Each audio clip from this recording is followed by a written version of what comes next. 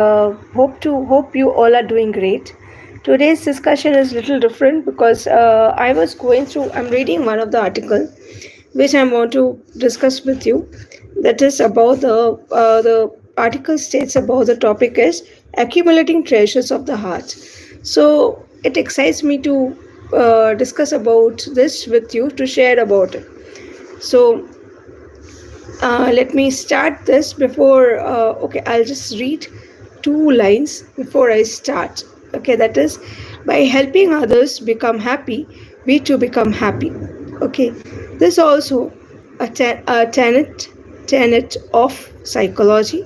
How can this who have lost the will to live under the weight of inconsolable sufferings or deep emotional wounds get back on their feet? Right. So before I start, I want to introduce myself. Hi, this is the Bosmita Basu. I am a business automation coach and your personal guide. And apart from it, I am a business owner of Basu Recruitment and Ally Services Private Limited, where I take care of your recruitment, and in Ally Services we take care of your HR operation automation. Likewise, and the training we are providing. And if you are looking forward for learning about and how to manage a team in affiliate marketing and as well as in your network marketing, you are free to connect. So let's dive into the topic. Right. So how can those who have lost the will to live under the weight of inconsolable sufferings or deep emotional wounds get back to on their feet? All too often, the more they dwell on their problems, the more depressed and discouraged they become. But by going to support and help someone else who is also suffering, they can regain the will to live. Taking actions out of concern for others enables them to heal themselves. This is happening, right? Many known people have committing suicides and they are under depressions, right? So this is a because as we all know that there is certain changes happening in the universe. So instead of getting thinking of them that what will happen and so on, we should go next to them, help them out, converse with them. Whenever we find somebody is depressed, go to reach to that person, show your love, show your care, show your empathy towards that person, give support by morally, mentally support to them, understand them, talk to them, find out their reasons and give them the proper solutions. There are many people in the world who feel that working for others' welfare is not worth the effort. Some even view the merest mention of charity and compassion with derision. Such arrogant disregard for other causes untold sufferings in society. An American missionary supposedly once asked Mahatma Gandhi, "What religion do you practice and what form do you think religion will take in India in the future?" Two sick people happened to be resting in the room.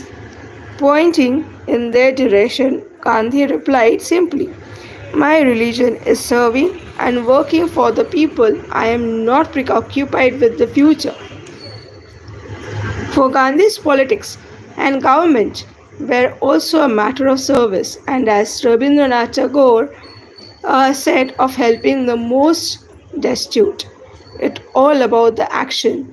In essence, you whatever practice you do, because I do practice Buddhism. If you are practicing Mahavira, or you are practicing your own religion, okay, today is Guru Nanak's birthday. If you are practicing whatever you are reading, whatever you are practicing, right, that is practice from your heart and pour that much of love, okay, and support to the others. So it's all about the action, right? We have a tremendous mission. More valuable than the treasures in the storehouse are the treasures of the body, and the treasures of the heart are the most valuable of all. So the focus only on the treasures of the storehouse, finances, or the economy will not improve the economic situation. Things may improve for a while, but this will ultimately not contribute to the welfare of the society. It is people, it is the heart that matters most. The heart determines everything. When we possess the treasures of the heart, when our lives overflow with the good fortunes and the wisdom, we will naturally be endowed with abundant treasures of our body, the treasures of the storehouse. What is left at the end of our lives? It is our memories, the memories that we have engraved in our heart and minds. The then, what exactly happens when one lives is an old age? The most painful experience in life becomes difficult to recall. The older one grows, the color of the events in one life fade, and everything from the happiest times to the saddest starts to pass away. Right? And this is very important. Everything passes, but both the soaring, the joys, and the crushing sorrows fade away and seem like a dream. However, the memory of having lived one's life to our fullest never disappears. The memories of having worked wholeheartedly is particular and the adorns our life in the end is what we have done or contributed to the world in our lifetime in terms how many people we have helped become happy and how many people appreciate us for having helped them change their lives for the better. Now, as we all say, illness is one of the four universal sufferings that no one can escape. In that case, our entire lives are battle against illness, right? I'm talking about the transforming the sufferings of birth, aging, sickness, and death. By the same token, we shouldn't take practical measures to get well, right? We can use the suffering of illness as a fuel of strengthening our faith and also to develop a deeper and more expansive state of life in the light of the mystic law and viewed from the perspective of the eternity. The struggle against the illness is the test to enable us to attain happiness and victory. True health is found in a positive attitude towards the life that refuses to be defeated by anything. The sufferings of birth, aging, sickness, and death can be transformed into a winning life imbued with the four noble virtues of eternity, happiness, true self, and purity. This is the life of value creation. Now, falling ill is not a form of failure or defeat. It doesn't happen because our faith is weak. When the suffering of illness occurs amid our efforts in the working of devilish influences trying to obstruct our attainment of our eternity. As such, we mustn't let illness intimidate us. So, when you experience illness, the important things is to rouse even stronger faith, right? Now, the mystic law is the ultimate source of power of overcoming the suffering of illness. It is the best of all the medicines of our whole life, right? The human body is one of the big pharmaceutical factory. If you are suffering from illness, it is important to keep chanting whatever way you are doing. I'm talking about chanting. If you are chanting for Buddhism, if you are chanting for Mahavira, if you are chanting for other religion, please do that. Okay. Even people chant this Mahashiva's this, right? What is that called?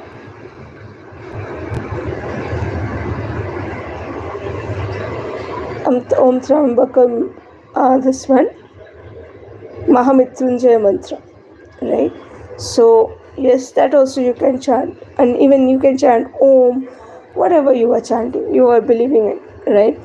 If you are suffering from illness, it is important to keep chanting earnestly and persistently for the treatment, for now receiving to yield its greatest possible effectiveness and the great life force. So, life is long and there is no need to rush things.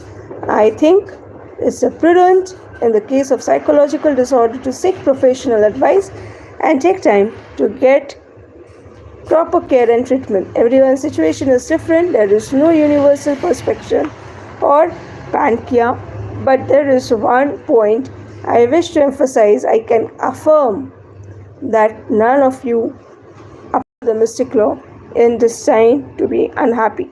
We should warmly support and watch over those struggling with the mental health issues, keeping their long-term welfare always in mind, and also sincerely encourage the family members, those caring for others with emotional or psychological disorders face a great challenge too, and they should try to find creative ways to take a break and refresh themselves. Showing care and support for those suffering from the emotional illness will lead to a cultivation of a truly deep spirits of compassion and also to the creation of a richly humanistic society. Those who have experienced great sufferings can develop into outstanding people. Those who have undergone painful trials can help many others. Such individuals have an important mission. This is what the coaching business speaks about. This is what our teachings talk about. Everything in life has a meaning. So, though one may be an ill, this has no bearing on the inherent nobility, dignity, and beauty of one's life. Everyone, without exceptions, is an infinitely precious and noble treasure. So if you found this video useful, please feel free to share among your friends, relatives, and to your colleagues so that they can get some mental strength. And yes, okay, now let's come to the point. Definitely please share it and subscribe to the channel for more details. And on Thursday I'm doing one webinar where I will be talking about some learnings of Ping Jones. Whoever is following him will be able to understand about it. And on Tuesday, next Tuesday, not this Tuesday, not tomorrow. Yeah, tomorrow also I'm doing one webinar. If you are interested, please mention below interested so that I can also share the Zoom link with you. Tomorrow also there will be a webinar, and next Tuesday there will be a webinar where I will be sharing about the learnings of the different books as well as the teachings.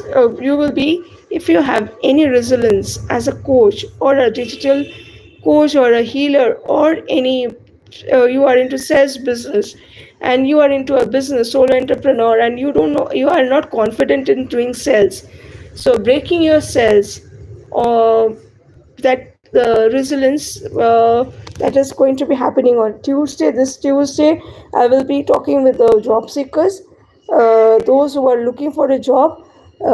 They can connect with me because that is this tomorrow is the event specifically for the job seekers, and next Tuesday is an event specifically for the digital coaches, the persons who are into BDM position in their organization, sales, and the business owners. Okay, for them to break the sales resilience. So two events are upcoming events tomorrow and next Tuesday. So if you are interested in any of the webinar, please mention that is interested so that I can share both the links with you. So thank you very much for watching. God bless you.